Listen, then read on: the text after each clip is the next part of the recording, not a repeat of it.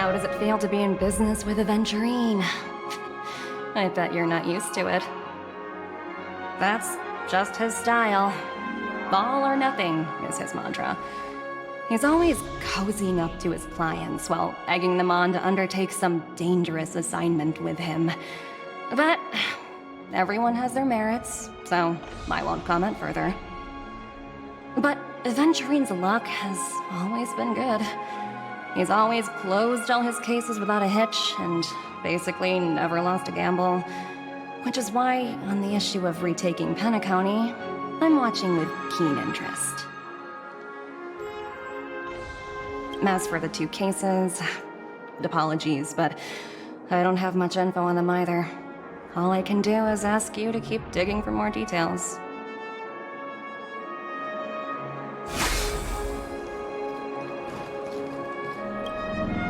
We're carrying out our captain's orders. What do you want? We made a mistake last time, and we're working hard to rectify it now. We don't have time for anything else. Surveilling the IPC executive Topaz, ensuring that she stays put at the Reverie Hotel during her time on Penacony. We've got the right one this time. So that's it. They were the pair who were after Firefly at the time.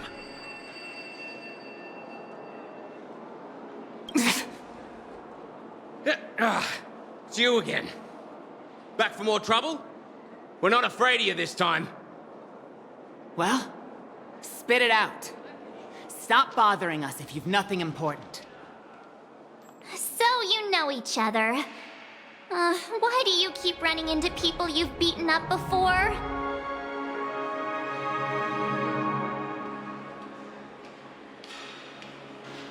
Oh, sheesh, why do you keep asking me that? We're in the middle of investigating a murder case for the family. May we speak to your captain about it? Well... Hey! The security officer instructed everyone to shut their traps before he returned from Dream's Edge. What murder? You'd better stop spouting nonsense. Yeah, that's right. We have nothing to report. Please leave. Looks like they're not going to cooperate. But they did at least tell us that the captain is at Dream's Edge. Why don't we just look for the security officer then? It's probably Gallagher, the one he mentioned, right?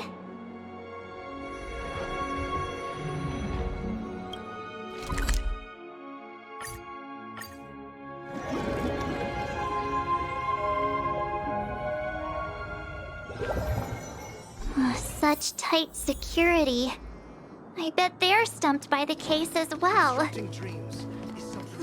Gallagher. Gallagher. Where could he be?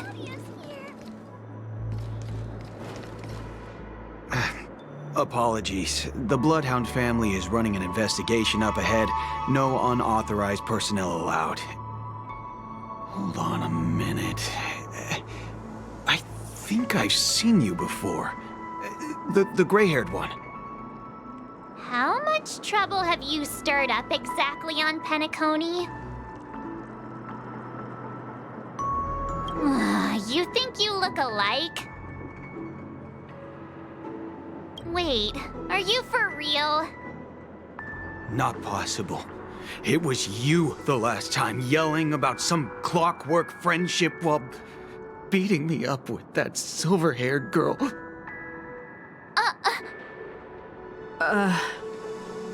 I'm not letting you get by this time.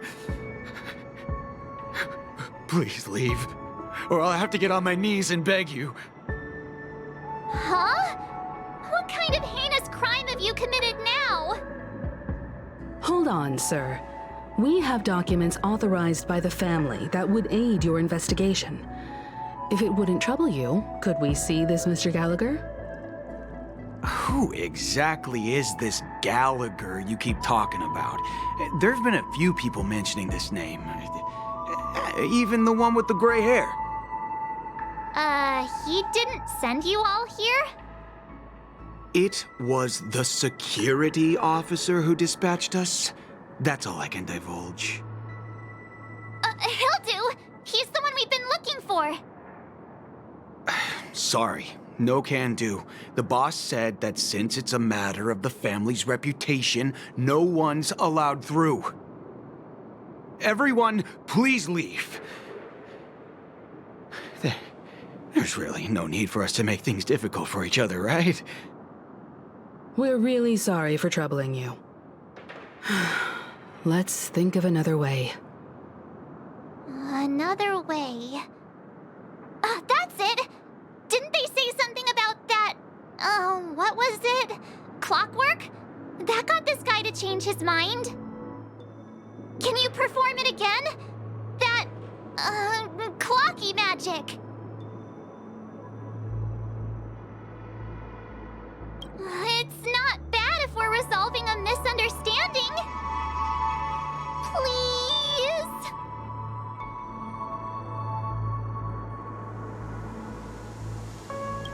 Sorry, no can do. The boss said that since it's a matter of the family's reputation, no one's allowed through. Everyone, please leave.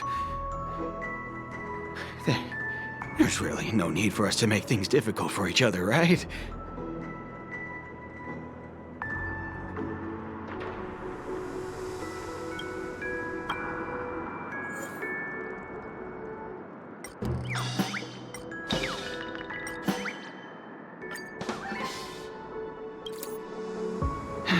Let me see what time it is now.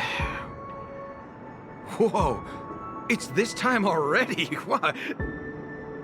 Time to clock out! And no one's gonna stop me.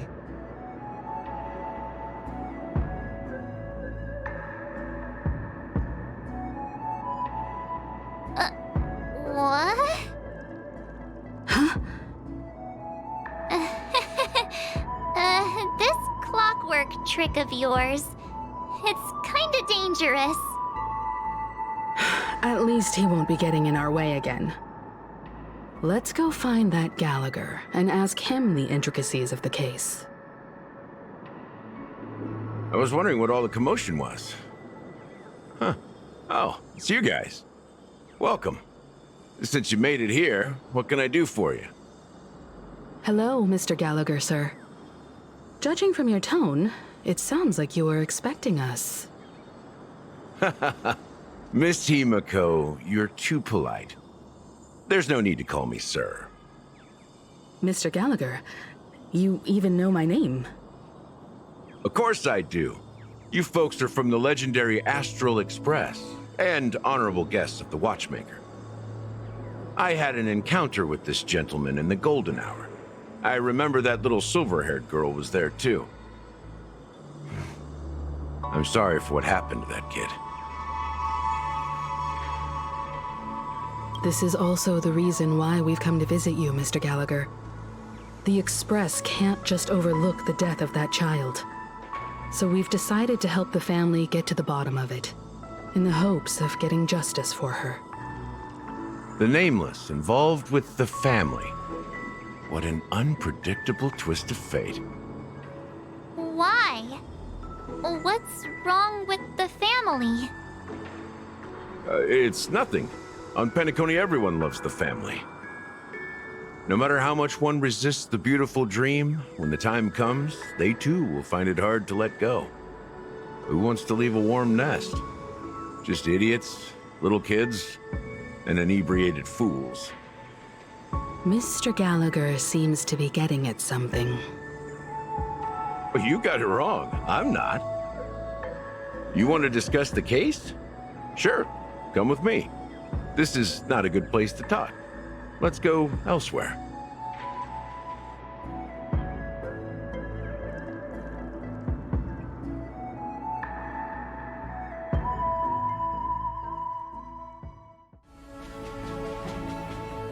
Even after that chilling tragedy, this dream is still running effortlessly.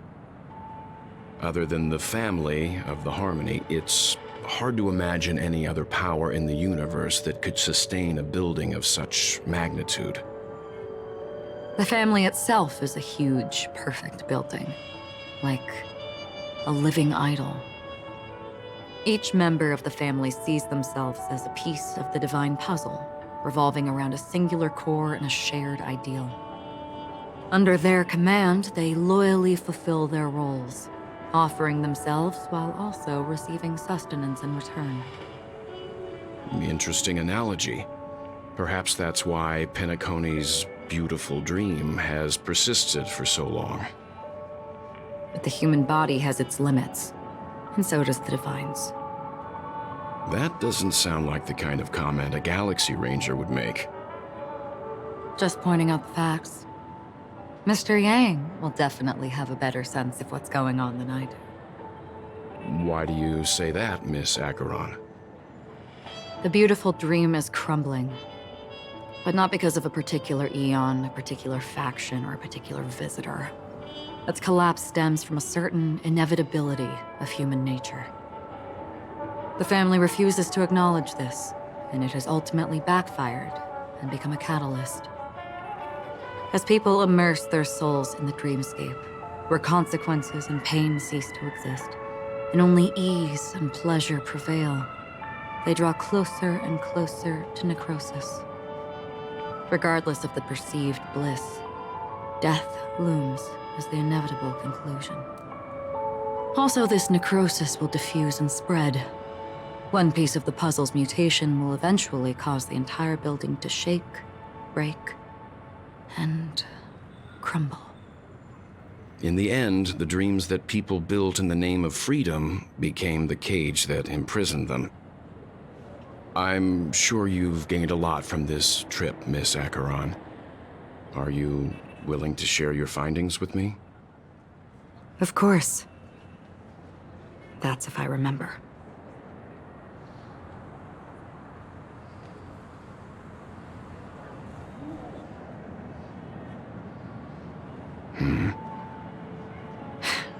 Don't mind me. It's just a habit.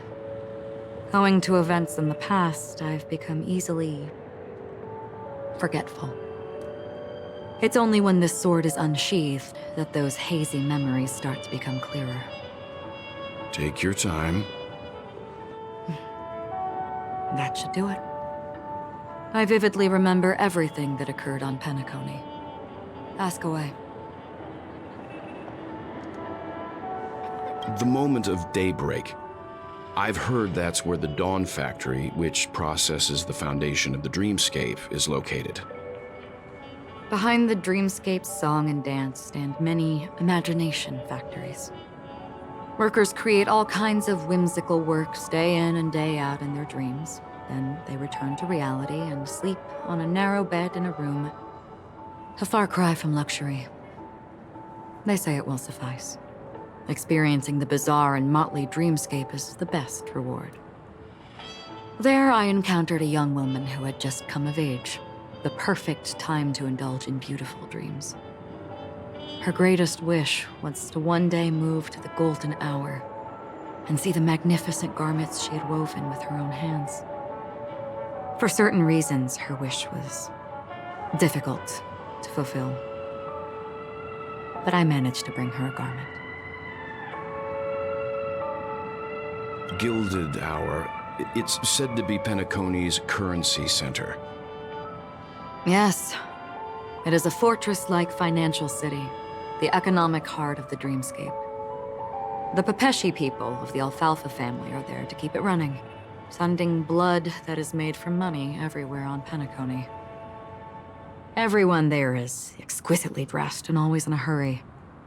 The greatest wish of the local Pepeshi people is for their future generations to work in the Gilded Hour. I've never met anyone who is willing to talk. I could only stand at the crossroads, watching crowds of people hurrying like the wind through the jungle of steel, only to deposit the alfalfa credits that they'd earned into the bank's vault. I don't know if they would open the vault door, but before I left, I witnessed a well-dressed Pepeshi person plummet from the sky, while those around him continued on their way, unfazed. I hear the Blue Hour is very romantic. Do you have any tales to share? Perhaps Mr. Yang has heard. There is a large boat called the Eventide, anchored along the Sea of Dreams, where soft music and dancing persist endlessly every night. I ran into a wizened lady there. She was at the dock, waiting for her long-departed lover to return, waiting for countless hours within time that stood still. In the humid sea breeze, she spoke of her own youth. Like many who desired wealth and love, they came to Penacony to pursue their dreams. Alas, her lover's consciousness was lost in the dark depths of the Sea of Dreams. Finally, she suggested we continue our conversation on a boat in the shallows. I agreed and boarded the boat with her. But she never said anything. Her eyes absent-mindedly gazing at the horizon for what seemed like forever. Finally, we retreated to the beach. The dreamscape of chic, luxury, and consumerism, the moment of dusk. My companions have been there too. Then you all must have seen those who are attempting to realize their dreams. Or have realized them. Scattering money as if it were dust and betting it on all or nothing. Everything has a price, and everything can be bought or sold. Even dreams themselves. I saw an Intellitron there, who was preparing to auction himself. When someone wins a bid under stipulated periods and rules, he would do the buyer's every bidding, becoming that person's very possession. That Intellitron had been auctioned off 12 times, and I participated in his 13th. That was the grandest banquet I had ever attended. But never again did anyone cast another glance at him. This time around, there were no successful bids for him.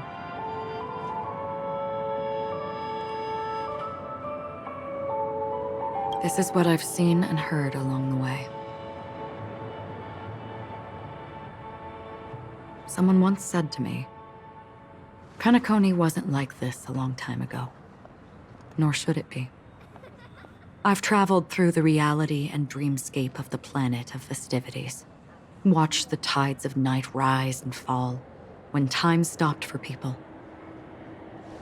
where the spirits of the rich and impoverished remain forever fixed on their own scales. This is why I think the collapse of the beautiful dream is inevitable. There might be a way to change everything. Perhaps. But if this is indeed the world that people desire, if this is precisely why life chooses to slumber, should we still seek to change it?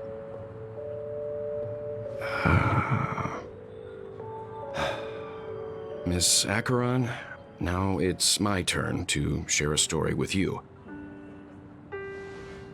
There was a man from my homeland who, at a time when the world was grappling with deep, unhealable pain, made a choice.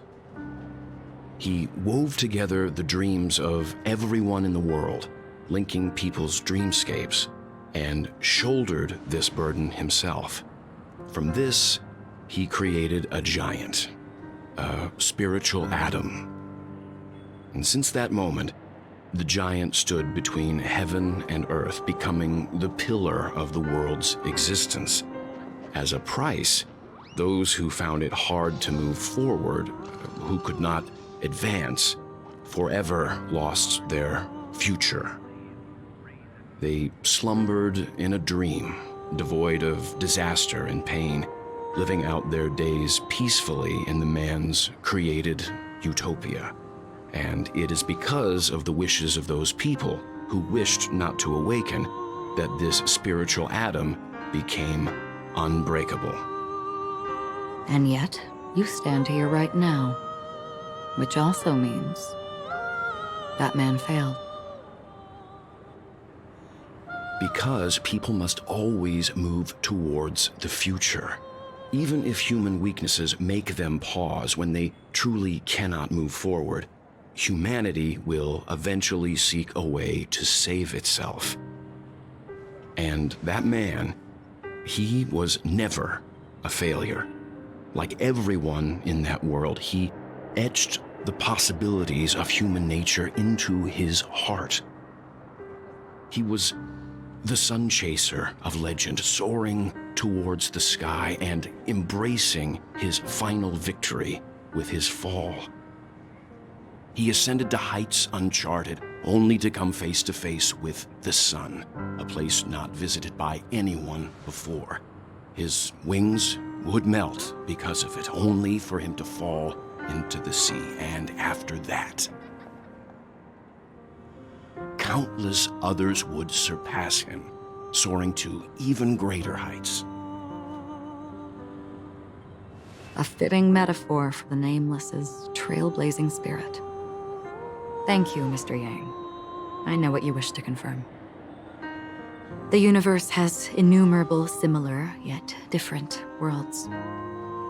In these worlds, there are innumerable people who look alike, yet don't. I, too, have embarked on journeys, encountering old friends with familiar faces on different worlds, witnessing their destinies follow paths similar to mine. So I will tell you, even if not completely similar, the story you just told, it overlaps with my past, and within that abyssal dream, I ended that man's life, alone.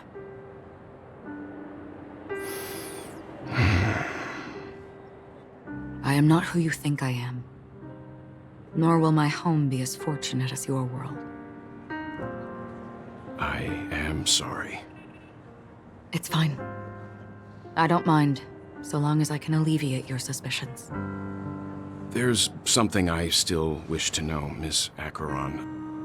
Under that representation of the hunt, exactly what sort of power is it that has motivated your solitary journey thus far? Mr. Yang, before answering that question, I wish to continue the previous topic. I like your analogy very much. Indeed, birds are born to fly. But in a distant past, their ancestors could only gaze at the sky in envy. They saw that faraway ray of light from above the heavens, piercing through the clouds and blanketing the earth. And so, time and time again, generation after generation, the birds spread their wings and took to the sky, attempting to touch its ceiling, all because the sun was there. Then, what if the last bird finally soars into the sky, only to realize that the end of the light is not the sun, but darkness? Then why, exactly, do we even walk towards the light?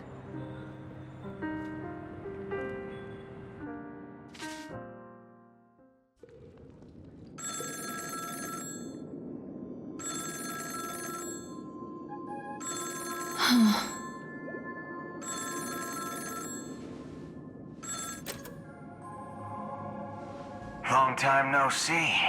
Having fun on Penacony? Acheron? This voice, it's not Constance. Could it be her companion? Though I don't know exactly what you are, or what you're up to, my bullets will find you. Until then, you best find a casket store on Penacony and ask the owner to reserve a good quality casket for you, imposter. Imposter? I see. She gave my whereabouts to someone who's tracking Acheron too. Who are you? Huh? Did I make a mistake? Who the heck are you? I'm the Garden of Recollection's memo keeper. Not bad. This is the kind of tough challenge I like. You that imposter's bodyguard? Never mind. It's fine. I'll leave a round for you. So get that forehead clean and wait for me. I don't know what you're talking about, but you know Acheron, the Galaxy Ranger, yes? I have something to ask you. Are you asking me to write your will? Sure. Go ahead. Not quite. I only want to ask, how exactly did she become a Galaxy Ranger? She's clearly not a path strider of the hunt, but you are, aren't you? Tell me, what's Acheron's deal? Sure. Heck, never thought I'd come across an ally. What a stroke of luck. Well, I'll be on Penacony soon. Memo Keeper, go buy a bottle of Asdana's White Oak and warm it up, and I'll raise a glass to you. That lady's passed. Well, nobody knows. But if all you want is a simple answer, sure, you best get a chair and take a seat. That woman, named Acheron, is an emanator who should not exist.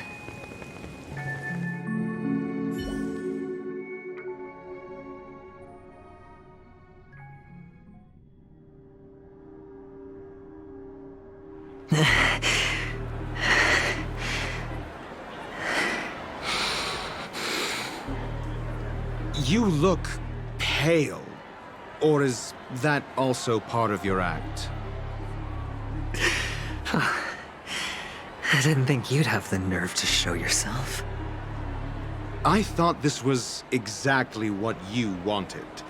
After all, I faithfully fulfilled my duties as you instructed. Just tell me if you can't hold on any longer. So, the genius of the Council of Mundanites wants to be my Undertaker now. My, what an honor. Yes, and I'm pretty sure the people at the Strategic Investment Department would love to be notified of your death in due time. But let's not forget, you won't be seeing them, because I'm the manager of this task. Great. Then tell your people that Aventurine is ready to go in 17 system hours. Oh, you've got a lot of nerve. How exactly do you plan on completing your task while your hands are tied by the Harmony? My conversation with Sunday convinced me that there's a traitor in the family, and that they hold the secrets of Penacony. So, I took the opportunity to set everything in motion. I even managed to recover the gift money. Things haven't gone this smoothly since I walked through the doors of the Reverie. Now I'm only one step away from victory. Let's just wait and see. Sounds like a very elaborate way of saying that you failed. That's all I can say. Have you forgotten, Doctor? You betrayed me. Go. Do what you must. I look forward to the sight of the IPC fleet surrounding Penacony. You've achieved what you desired, haven't you? That's true, but what's your plan? Did you conceal an orbital support beacon in that gift money bag? Well, who knows? Maybe that's why I'm handing out cash even when I'm about to bite the dust. You are indeed a gambler. An insane one at that. Maybe I am. Who knows? Fine. Here, take this. Open it when you're on your last legs. You'll thank me. What's this? Medical advice?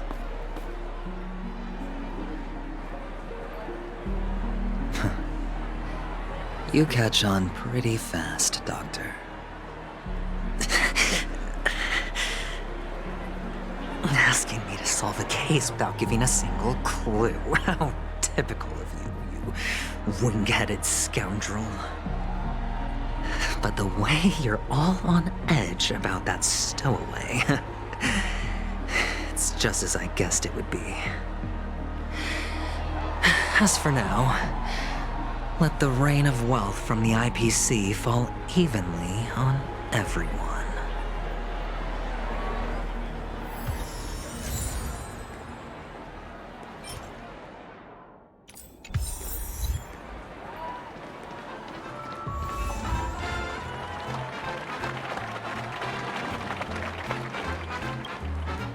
Would you be willing to support my performance?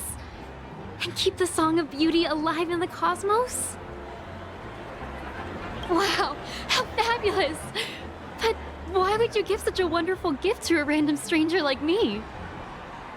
Well, you see, I can't bear to see anyone in this sweet dream suffering from poverty.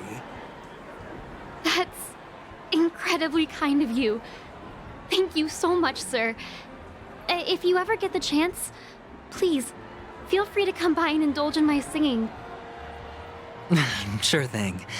Oh, by the way, do you happen to know anything interesting about death? Death? That's a pretty scary topic, and it doesn't really match the mood of this sweet dream. Oh, you see, I'm a tabloid reporter collecting ghost stories in Penacony.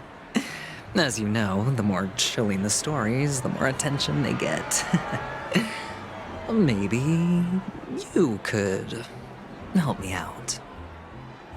Well, if you're up for some gossip, it's not about death, but there have been some rumors about a guest at the reality hotel who fell into a deep sleep and didn't wake up. It was like they were in some sort of coma.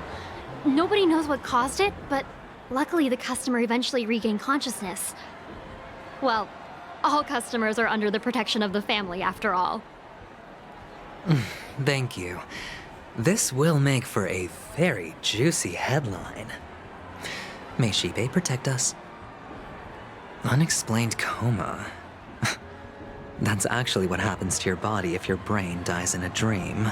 But unfortunately, the customer ended up waking up in the end.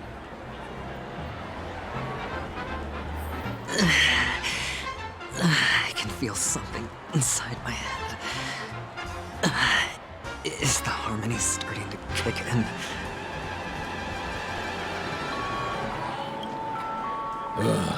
The world has truly lost its way. You. Wait. I get it now. This is some sort of prank show, right? You must have some cameras set up around here to film yourself doing good deeds, right? You youngsters are always looking for a quick way to get an audience. But you know what? A truly great show never comes easy. A great show will start soon, old man. But before that, I need to ask you something. Do you know where I can find death in this dream? Ah, I see. Another fearless youngster looking for death, huh? Well, let me give you a piece of advice. Don't think you're the first one who's ever thought of that idea. Death? Not even remotely innovative. I bought it from Dr. Edward. He claimed it was some exclusive fancy schmancy stuff. Now, what a disappointment. The effects were awful. First, some monster covered in eyes stabs you in the gut, and then all you see are blurry glimpses of buildings and lights. The sky was spinning so fast it almost made me puke. Is that all?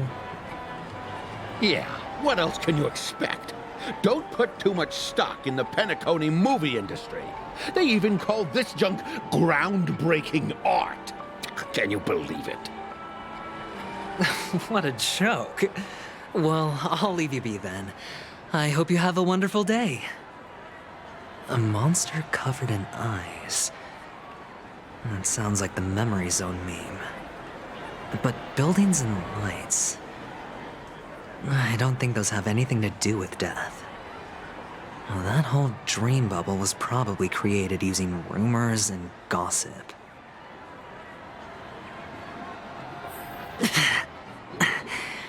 The disturbing voice in my head. It's getting closer.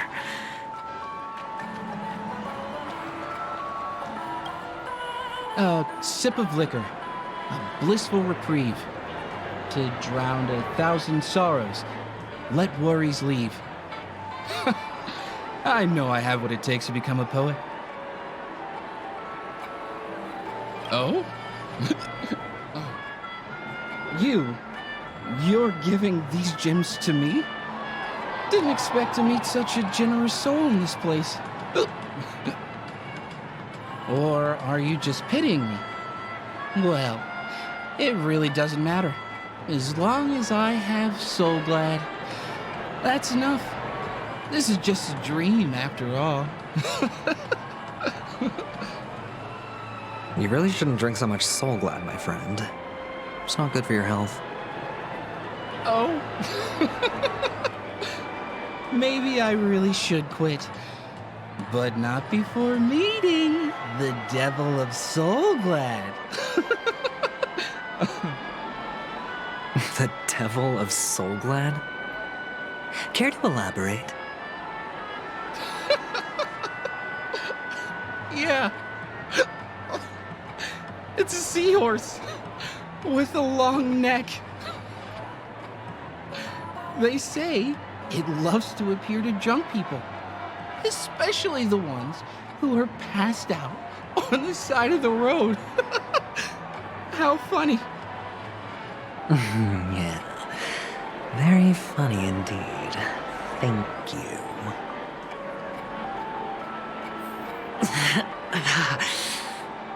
Does everyone have to go through so much torment before joining the family? Darn it. Now I just want to dig out my brain and use it as evidence. Everything's full of sugar. Take care, my friend. If you ever find yourself in danger, remember that the hounds are always ready to help.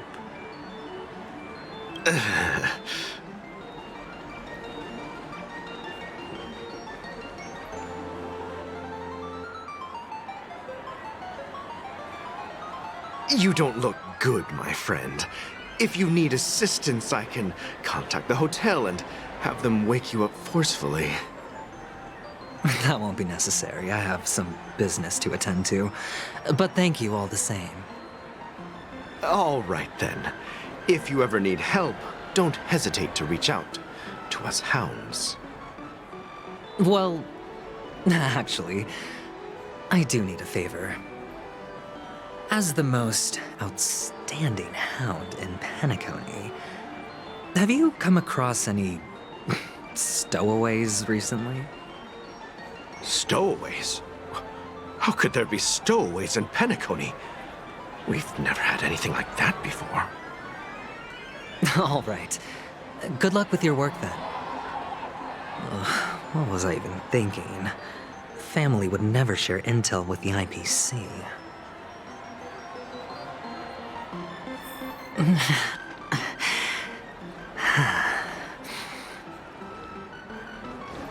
Please do not hit me. You want to talk to me? Sure, but nothing too sensitive, okay? Huh. Wealthy people have fancy ways to enjoy this dream. But to be honest, I've never seen anyone who gives out money to others like you. So, are you trying to be the prince from the tale, handing out his gold leaf garment and melting his lead heart in the fire? I'm flattered. I'm no prince, and I just thought these gems would help you speak. So, As an investigative reporter, maybe you've heard something about death? Another curious soul. I see. Well, that was actually the topic I was most into when I entered the industry. But my boss shut it down. How did your boss talk you out of it? Well, she simply said, covering baseless urban legends like that would make us look like some third-rate tabloid. I thought about it, and she had a point. Reporting on stuff like blowing out birthday candles and getting spooked by nightmare ghosts isn't exactly professional material. Guess she's got a point. Thank you for sharing.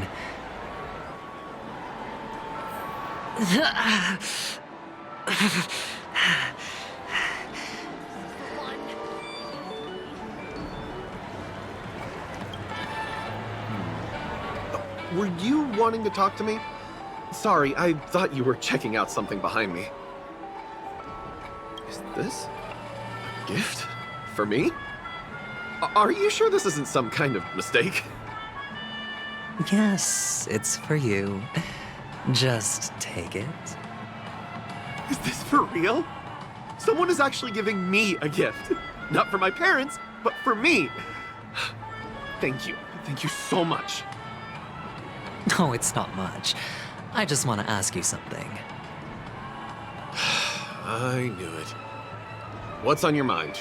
Are you trying to ask about my father or my mother? Neither. I just wanted to know if you've ever heard about death in the dreamscape. Oh, you sound just like my father. Always warning me about danger, even in dreams. He's an Intellitron, so his dream entry methods are different from us organics. Can't count on him to protect me if something does go haywire. Funny, right now I'm still under his protection. How ironic. Hey, stay positive. Gold will always shine one day, right? The Devil of Soulglad, dangers in the dream, and nightmare ghosts. Well, surely death is a popular topic in this sweet dream granted by the family. Well, I've collected a bunch of rumors, but no useful clues. The gems in my bag are running low.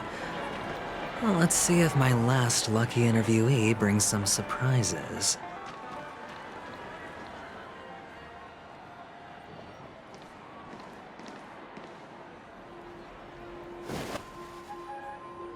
Remember what I said. You Sigonians are better off hiding in the sewers. Look at you, snooping around and sticking your nose everywhere. Is the smell of death so enticing, my fine fellow? Oh, it's you, masked fool. I should have guessed it. You're the imposter who appeared on TV after Robin's death, right? I heard you got caught by the family. I gave you a clear clue. Befriend a mute. Simple and straightforward, you know?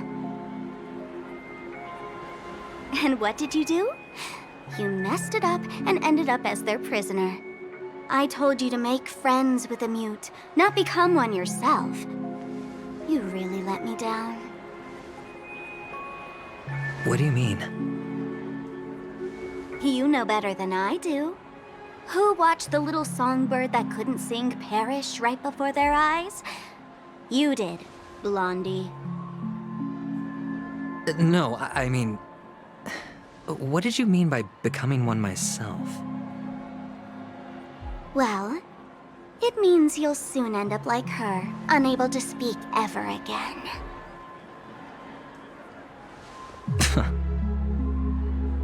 But it's a good thing if you ask me, because...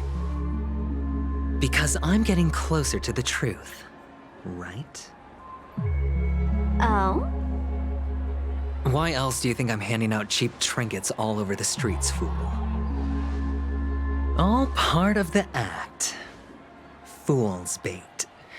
The more pathetic I seem, the more likely you'll come sniffing around. So, now that I've drawn you out, will you reward me with an answer for my efforts? Why should I help you? Don't you want to see Penacony descend into chaos? Well, I can make that happen. I just need an answer to one question. Back then, when you asked me to find a mute, did you really mean Robin?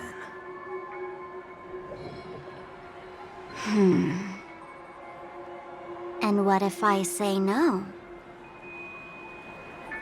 Then I'll thank you. Oh, the word no has never sounded so pleasing. Well done. I admit I underestimated you, but what difference would it make? Let me tell you something. There were 2 mutes, but one is dead now, and the other, though he's still in Penacony, I'm afraid you'll never find him again.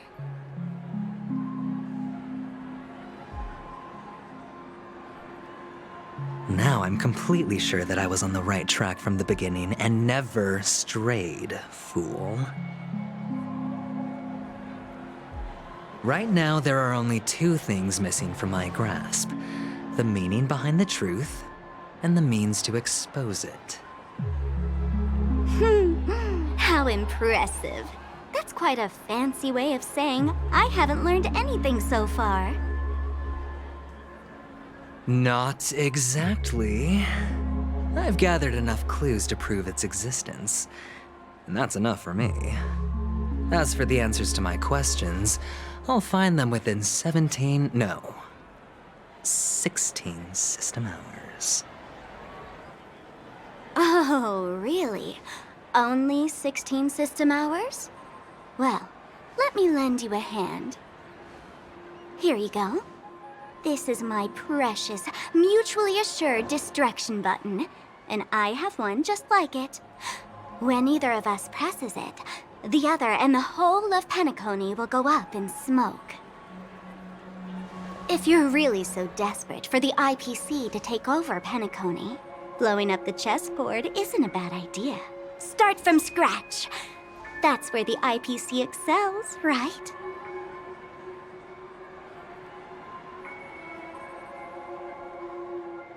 Just press the button when you're at your wit's end.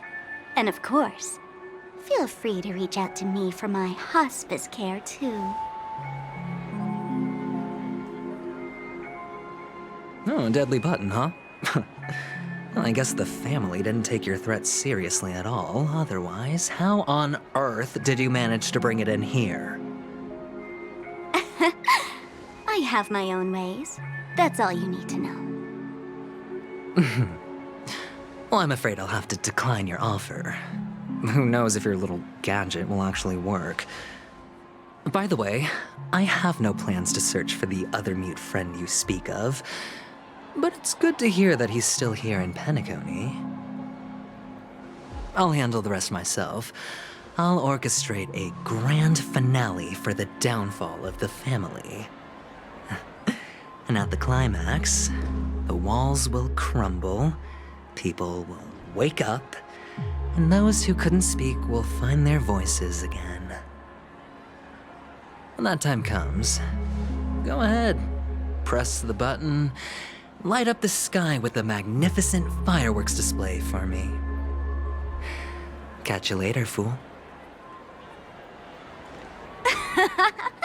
You're still talking big, but sure, if that happens, I'll stay true to my word. Just don't let me down now, okay?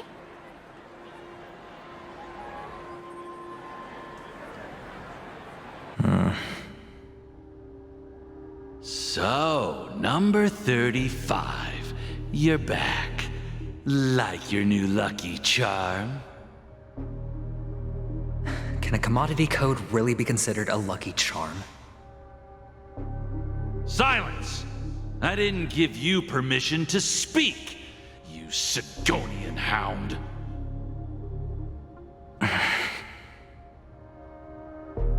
The guys in black didn't say much, so I've no idea what you did to save your skin in that massacre back in the day.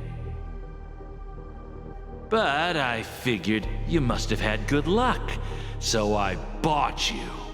From now on, you and your good luck are my assets. Are we clear?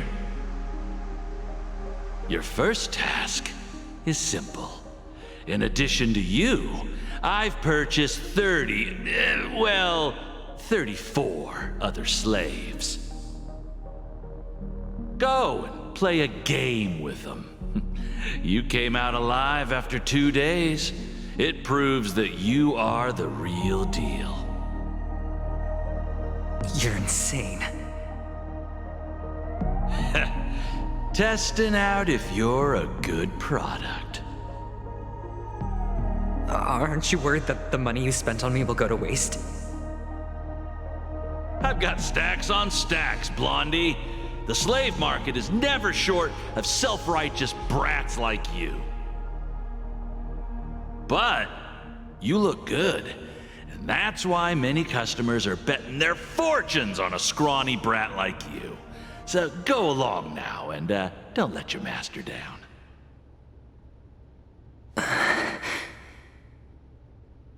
How much did you spend? What? My price. How much did you pay for me? Huh.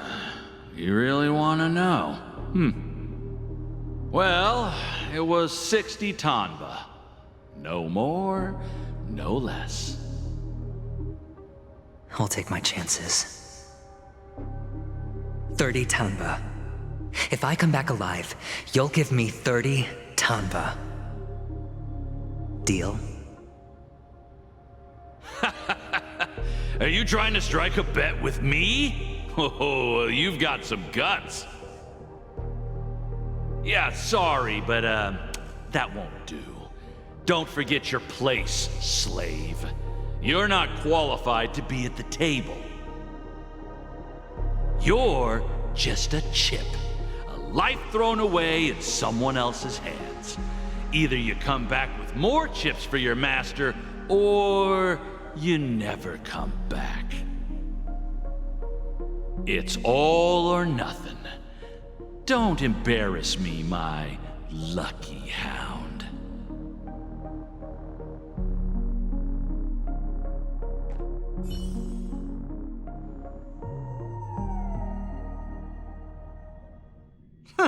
What brings you here, Gallagher? Some friends from the old days. Do you have a moment to spare, Siobhan? Oh, I have the whole day to spare. Ladies and gentlemen, welcome to Dream Jolt Hostelry. This bar offers a wide variety of drinks, but we draw the line at Soulglad. Why settle for ordinary when you can experience extraordinary? We're dedicated to serving up nothing but pure joy and laughter. What would you like to drink? I'll whip it up for you. Oh, look! A lady as cool as Serval!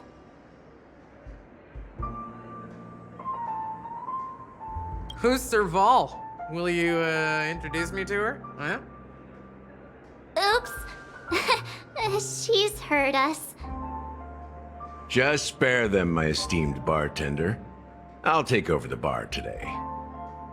I'm getting up there in age, and I need some practice before I forget the skills that used to put food on my table. Where did you stash the ingredients? They're all under the counter.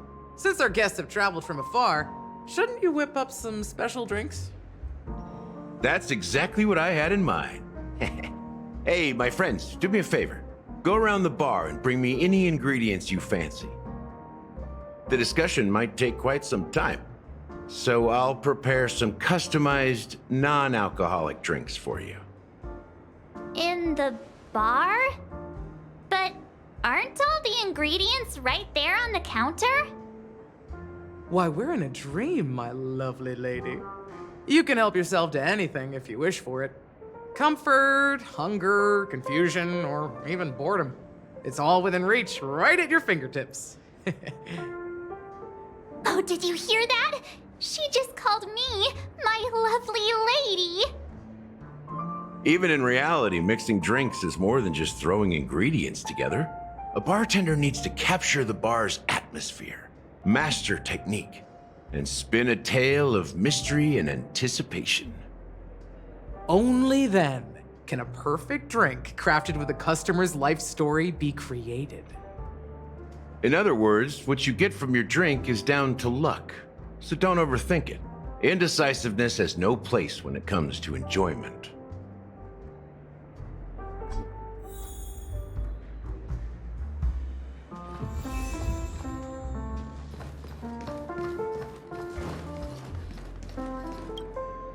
It's Soul Glad!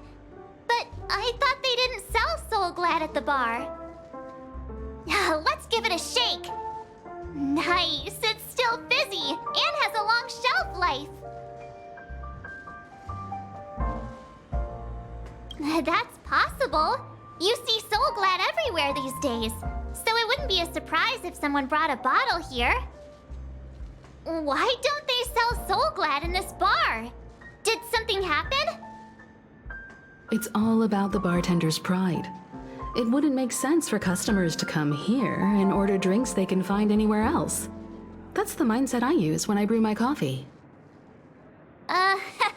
You're right, Himeko.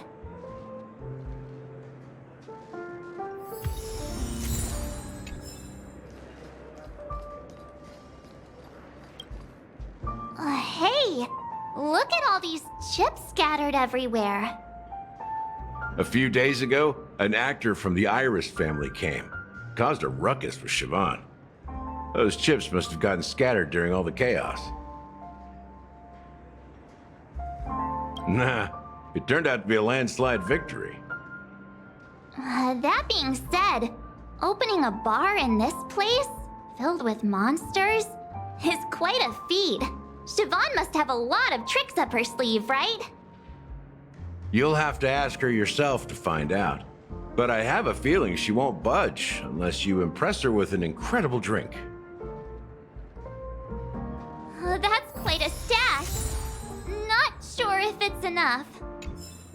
Stay out of my way. I'm looking for Siobhan. Huh? What's all the commotion about?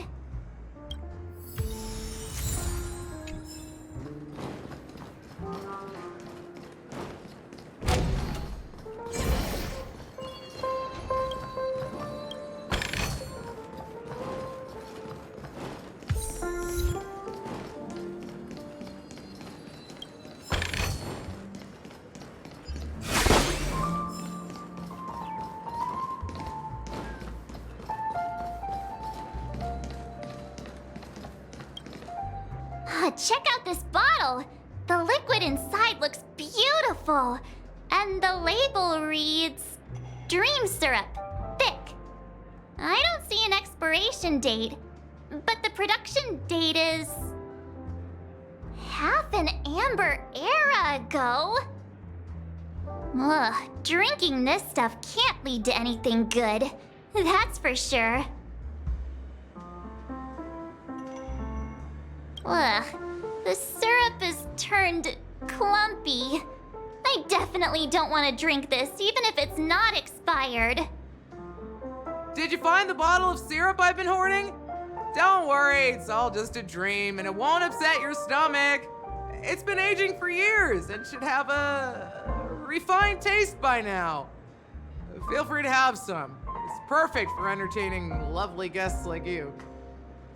Ugh. Then we'll keep it for now.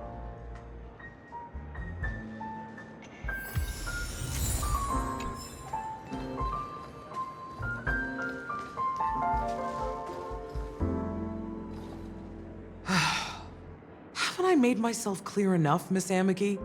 The Dream Jolt Hostelry only welcomes guests who want to enjoy a drink to their heart's content. I'm sorry, but I'm not interested in your proposal. But you have the talent. You'll attract a huge audience. You're destined for the Iris' stage, not for this rundown shack. Come with me. We'll become the talk of Penacony, a shining light into every corner of the dreamscape. Please, Siobhan, I really need you. As you see, I'm entertaining my guests. Don't make me repeat myself. Fine. If you don't come along, I'll just sit here and not go anywhere else. Give me a sparkling drink. Sweet. With extra ice. Just one moment. What's her deal? We can't discuss the case with other people hanging around the bar. Hey, can you do that clockwork trick of yours again?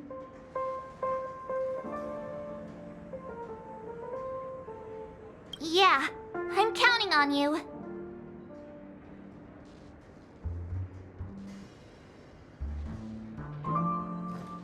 You're one of Siobhan's guests, right?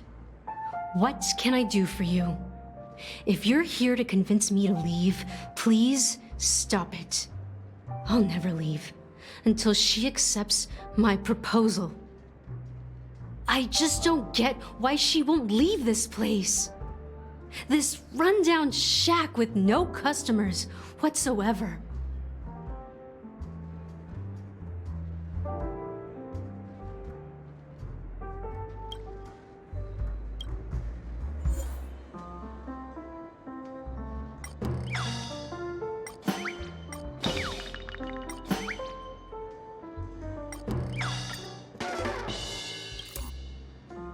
Those darn Iris jerks!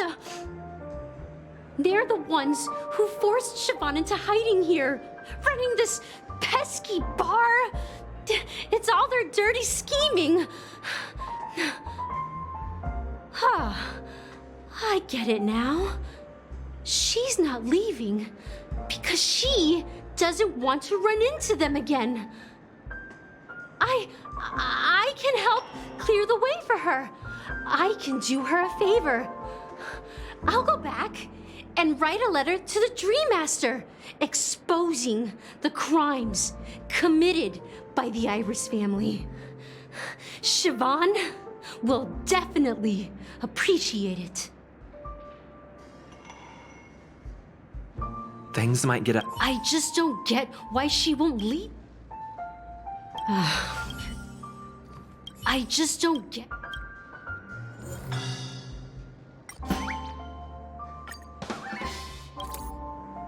I've seen it.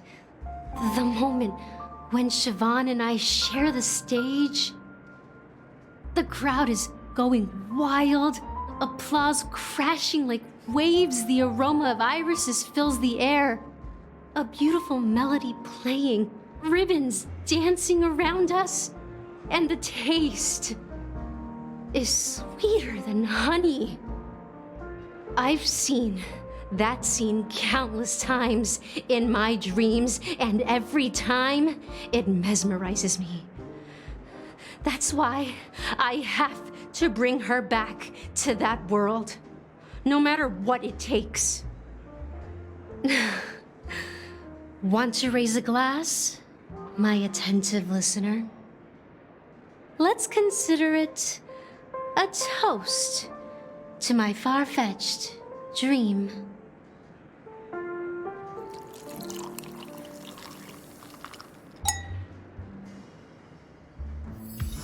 She's still not leaving. Maybe I'll have to try again. I just don't get.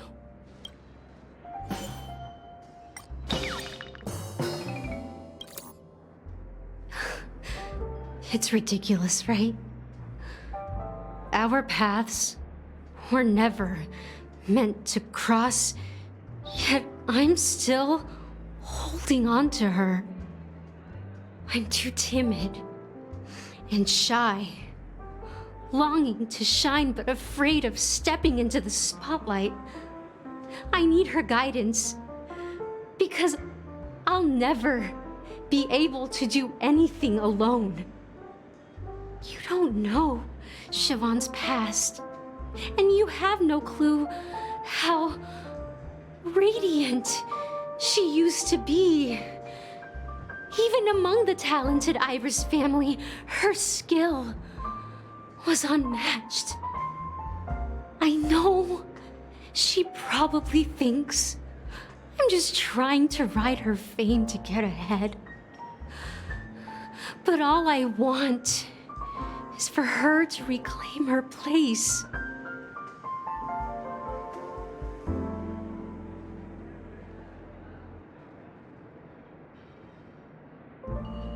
Well, talking to you has got me feeling a bit down. My thoughts are swirling, making my mind clear, and bringing tears to my eyes. Maybe I should find a place to reflect on what Siobhan truly means to me. Here's the payment for the drinks. Please, pass it on to her. I'm leaving now. Amaki has left? That's good for her. Radiant dreams may be enticing, but they're nothing more than dreams. Her drink is on the house. Please keep the money. When you're ready, go to Gallagher. I can tell he's itching to show off his skills.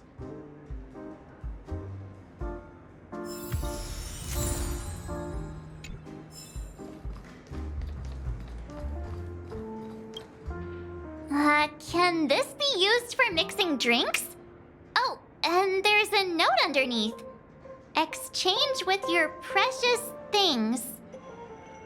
Oh, what should we exchange for it? And who should we give our stuff to?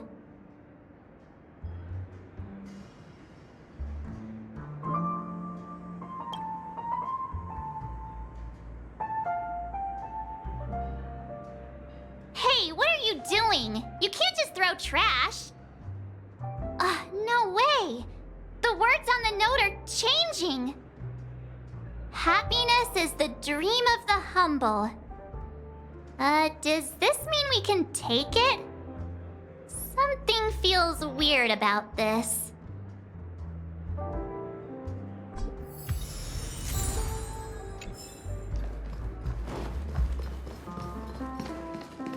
That being said, mixing a drink is way simpler than you'd imagine. Just pick your favorite ingredients, toss them in a glass, mix it up, and it's done. So go ahead, explore the bar, and bring me any ingredients you prefer. Nice work. Let me take a look. You found some interesting ingredients there. Now take your pick. Each drink has its own unique flavor, and the base ingredient sets the tone for the initial taste and the lingering aftertaste. So, which one would you like to use as the base?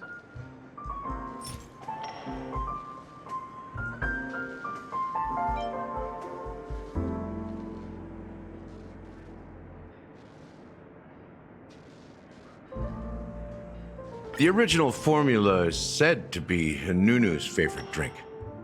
It's sour and bitter, and the bubbles burst in your throat like swallowing rusty chains, evoking thoughts of dungeons and prisons. Now that you've chosen the base, it's time to pick the adjunct, the ingredient that'll create a marvelous chemical reaction with the base. It should give an unforgettable taste without overpowering the main tone. So, what's your choice for the adjunct?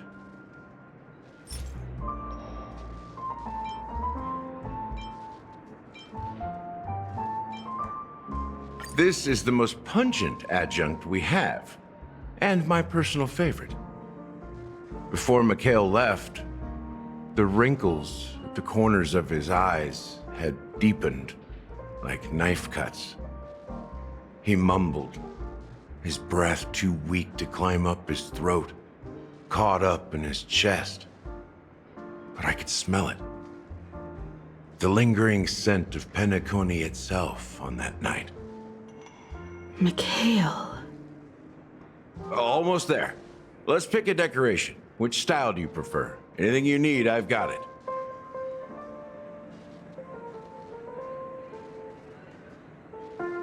The IPC's favorite. Ambitious, aren't you? Well, it's done. Here's to you, innovator, with this glass of time to murder and create. To great vengeance. Well done, Gallagher. You're not over the hill yet. So, are you satisfied? Oh, the flavors! They're way more sophisticated than Soulglad. The richness and layers of these flavors are a masterpiece, especially with the adjuncts. I can taste the spicy and sour notes with a hint of sweetness. I'm not entirely sure what it all means. Maybe Mr. Gallagher can shed some light on it. Well, if you're expecting a profound answer, I'm afraid I'll disappoint you. The imagery it implies is pretty straightforward. It's just a glimpse of what this dream truly tastes like. Nothing more. Does this true taste have anything to do with that Mikhail? Yeah, that name does sound familiar. When you got knocked out by that masked fool girl, I think I heard someone calling that name. Do you remember? I was right about you. You guys seem to know quite a bit, and now there's no reason to hide anything from you anymore. Let's dig deeper into the case, and of course, I'll tell you a story about Mikhail. All right, let's start with what we know based on the clues the family has. It seems that Firefly isn't a local or an invited guest. In other words, she's a stowaway. She managed to fool me at first. My age must be getting the best of me. But here on the planet of festivities, stowaways are a common sight. You're bound to run into one sooner or later. After the incident, the hounds wasted no time searching for that girl in both the dreamscape and reality. But here's the thing. We only received bad news, and the trickiest kind at that. She simply vanished, leaving no trace in the dreamscape or reality, as if she had never come to Penacony at all. Huh? Does that mean...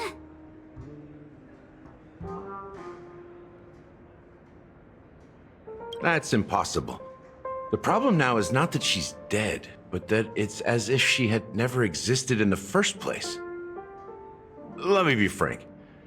This case, actually, is unlike anything the Bloodhound family has dealt with before. Dealt with before? So, death does happen in Penacony, if I understand correctly. You've witnessed it, so there's no need to hide. Even the shiniest city has its dark side. We're all adults here. Surely I don't need to explain too much to you. Confronting the family based on that alone would be naive. Death may occur in sweet dreams. So what? Such events are highly unlikely and only affect a tiny number of people.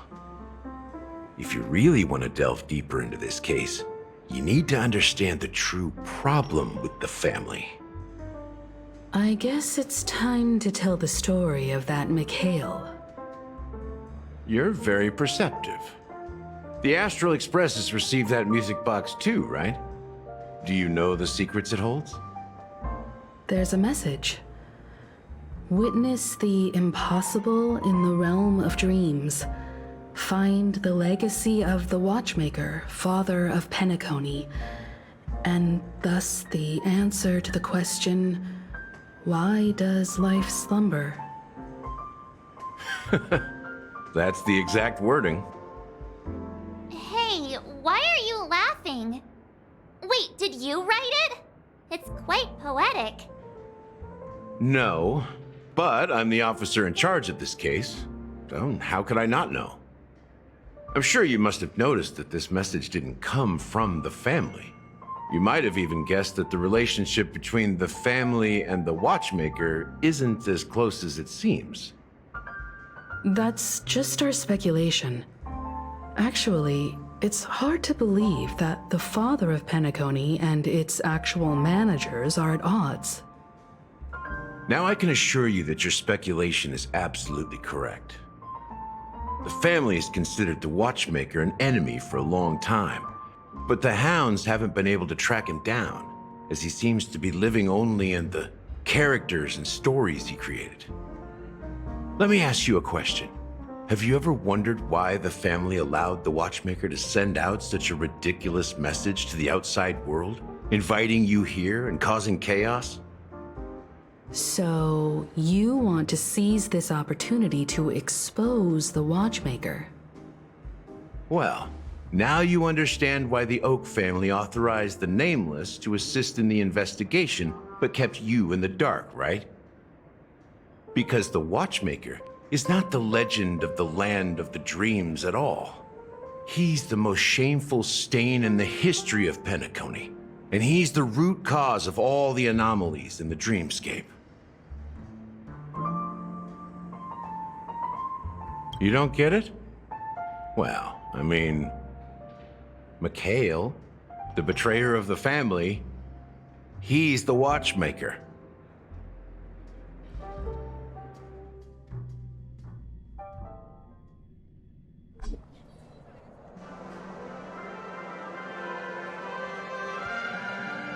Here we are, Clock Studios theme park, the most popular entertainment center in Penacony. Wait, aren't we supposed to be discussing the watchmaker? I would have expected you to take us to, maybe, a library, or an archive room of sorts. But an amusement park? The culture of a city reflects its history in the most authentic way. To you, it's a fun place. But to me, it's a prison for the planet's past. You know that Penacony used to be the IPC's prison planet, right? All the prisoners were brought here, helping the Garden of Recollection salvage the leaking memoria from the macro void. The prolonged exposure to high concentrations of memoria caused a unique phenomenon. The dreams of countless prisoners intersected and overlapped, and people started meeting each other in their dreams, living lives that were almost identical to reality. But everything has a price, and sweet dreams are no exception. In the end, the dream world was unable to alleviate the suffering of prisoners in reality. One of the prisoners broke free from the IPC shackles and fought for freedom. He is Hanu, the great leader of Dreamville, the great peacemaker, and the faithful companion of the underdogs.